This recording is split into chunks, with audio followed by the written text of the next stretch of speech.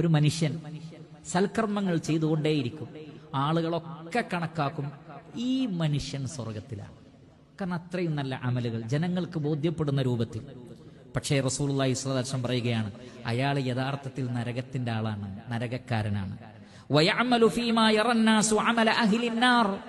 വേറെ ചില ആളുകളുണ്ട്, അവർ നരകത്തിന്റെ പണിയെടുക്കുന്നതായിട്ടാണ് ആളുകൾക്ക് കാണുന്നത്. വഹുവ മിൻ അഹ്ലിൽ ജന്ന, അയാൾ സ്വർഗത്തിന്റെ ആളാണ്. കാരണം വഇന്നമൽ അഅമാലു ബിഖവാതീമിഹാ, അമലുകൾ അല്ലാഹു സ്വീകരിക്കപ്പെടുന്നത് മരിക്കുന്ന സമയത്തുള്ള അവസ്ഥ നോക്കിയിട്ടാണ് എന്ന് പറഞ്ഞാൽ നബി സല്ലല്ലാഹു അലൈഹി വസല്ലം വിശദീകരിച്ചത് എന്താണ്? സൽക്കർമ്മങ്ങൾ ചെയ്തുകൊണ്ടേയിരിക്കുന്ന മനുഷ്യന്മാർ പിന്നെ അത് അവസാന സമയമാകുമ്പോഴേക്ക് ഇൻഹിറാഫ്, എന്തെങ്കിലും അബദ്ധങ്ങൾ വിശ്വസിക്കുക, ഒന്നെങ്കിൽ ഖുർആനിനെ തള്ളി പറയുക, അല്ലെങ്കിൽ ഹദീസുകളെ തള്ളി പറയുക, അല്ലെങ്കിൽ ദീനിനെ തന്നെ തള്ളി പറയുക, ശരിയായ മൻഹജിൽ നിന്ന് തെറ്റിപ്പോവുക, അല്ലെങ്കിൽ നമസ്കാരം ഉപേക്ഷിക്കുക, അല്ലെങ്കിൽ മതം തന്നെ ഉപേക്ഷിക്കുക. എത്രയെത്ര ആളുകൾ, നല്ല മനുഷ്യന്മാരായിരുന്ന ഖുർആനിൽ ഹാഫിളുകളായ ആലിമുകളായ ആളുകൾ പോലും പിന്നീട് നിരീശ്വരവാദികളായി എന്ന വാർത്തകളാണ് നമ്മൾ കേൾക്കുന്നത്. മനുഷ്യന്റെ അവസ്ഥ അത്രയേ ഉള്ളൂ. എന്നാൽ എത്രയെത്ര തിന്മകൾ ചെയ്ത് ജീവിക്കുന്ന ആളുകളാണ് അവസാന ഘട്ടത്തിൽ നന്മ സ്വീകരിച്ച് തൗഹീദ് സ്വീകരിച്ച് സ്വർഗലോകത്ത് പ്രവേശിപ്പിക്കപ്പെടുന്നത്. നബി സല്ലല്ലാഹു അലൈഹി വസല്ലമ മദീനയിൽ പള്ളിയിൽ സ്വഹാബത്തിന്റെ കൂടെ മദീന പള്ളിയിൽ നിന്ന് പുറത്തേക്ക് ഇറങ്ങി ഇങ്ങനെ നടക്കുകയാണ് ഒരു വഴിയിലൂടെ. അപ്പോഴാണ് ഒരാൾ ഒട്ടകപ്പുറത്ത് ധൃതി പിടിച്ച് വരുന്നത്. അള്ളാഹുവിന്റെ റസൂൽ പറഞ്ഞു, നമ്മെ ഉദ്ദേശിച്ച് വരികയാണ്. അദ്ദേഹം വന്നു. നബി സല്ലല്ലാഹു അലൈഹി വസല്ലമ ചോദിച്ചു, മിൻ ഐന അഖ്ബൽത, താങ്കൾ എവിടുന്നാണ് വരുന്നത്? അദ്ദേഹം പറഞ്ഞു, മിൻ അഹ്ലി വഅശീറതി വമാലി, എന്റെ സ്വത്തും കുടുംബത്തെയും ഭാര്യയെയും മക്കളെയൊക്കെ ഒഴിവാക്കിയിട്ട് വരികയാണ്, വീട്ടിൽ നിന്ന് വരികയാണ് എന്നർത്ഥം. എവിടേക്കാണ്? ഇലാ ഐന തുരീദ്, എങ്ങോട്ടാ പോണത്? ഉരീദു റസൂലുള്ളാഹി സ്വല്ലല്ലാഹു അലൈഹി വസല്ലം, ഒരു നബി വന്നു എന്നറിഞ്ഞു, അദ്ദേഹത്തെ കാണാൻ വേണ്ടി വന്നതാണ്. നോക്കൂ നിങ്ങൾ, ദൂരെ ദിക്കിൽ നിന്ന് നബിയെക്കുറിച്ച് കേട്ടു, സത്യവിശ്വാസത്തിലേക്ക് ക്ഷണിക്കുന്നു എന്ന് കേട്ട് വന്നതാണ്. യുനാദിയിൽ ഈമാൻ, ഈമാനിലേക്ക് ക്ഷണിക്കായിരുന്നു. അദ്ദേഹം പറഞ്ഞു, ഈമാനിലേക്ക് ക്ഷണിക്കുന്ന ഒരു നബി വന്നിട്ടുണ്ട് എന്നറിഞ്ഞു, ഞാൻ അതിന് വന്നാണ്. നോക്കൂ നിങ്ങൾ ആ വിനയം. ജീവിതകാലം മുഴുവൻ തൗഹീദ് എന്താണ്, ഈമാൻ എന്താണ് എന്നറിയാതെ ജീവിച്ച മനുഷ്യൻ. നബി സല്ലല്ലാഹു അലൈഹി വസല്ലം പറഞ്ഞു, അത് അസബ്ത, കറക്റ്റ് പേഴ്സന്റെ അടുത്താണ് എത്തിയിട്ടുള്ളത്, ഞാനാണ് റസൂൽ. അദ്ദേഹം ഒരു അന്വേഷണത്തിനൊന്നും നിന്നില്ല, ഇത് തന്നെയാണോ? അദ്ദേഹം ചോദിച്ചു, യാ റസൂലല്ലാഹ് അല്ലിംനി മൽ ഈമാൻ, അള്ളാഹു നിയോഗിച്ച റസൂലെ, ഈമാൻ എന്താണെന്ന് എനിക്ക് പറഞ്ഞു തന്നാൽ. നബി സല്ലല്ലാഹു അലൈഹി വസല്ലം ഈമാൻ കാര്യങ്ങൾ പറഞ്ഞു കൊടുത്തു.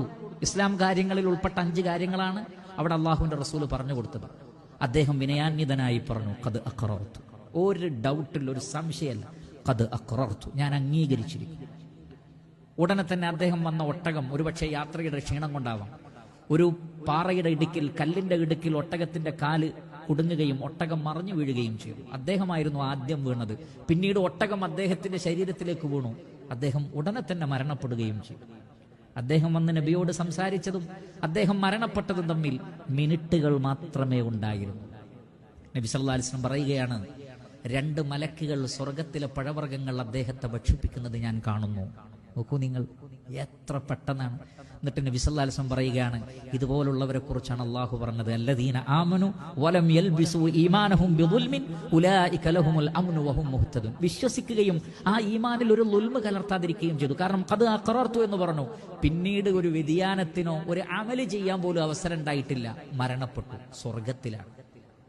അദ്ദേഹം വിശന്നിട്ടാണ് മരിച്ചത്. റസൂലുള്ളാഹി പറയാണ്, എന്തേ ഇത്ര പെട്ടെന്ന് സ്വർഗത്തിലെ പഴവർഗ്ഗം? കബറടക്കിയിട്ട് പോലുമില്ല, കബറടക്കിയിട്ടില്ല. അതിന്റെ മുമ്പേ മലക്കുകൾ വന്ന് അദ്ദേഹത്തെ സ്വർഗത്തിലെ പഴവർഗ്ഗങ്ങൾ തീറ്റിക്കുകയാണ്. എന്തുകൊണ്ട്? പ്രവാചകൻ പറഞ്ഞു, അദ്ദേഹം വിശന്നിട്ടാണ് മരിച്ചത്, വിശപ്പോടുകൂടിയാണ് മരണപ്പെട്ടത്. കാരണം അത്രയും ഇത് പഠിക്കാൻ വേണ്ടിയുള്ള താല്പര്യം കൊണ്ട് നാട്ടിൽ നിന്ന് വന്നതാണ്, വെള്ളം കുടിച്ചിട്ടില്ല, ഭക്ഷണം കഴിച്ചിട്ടില്ല.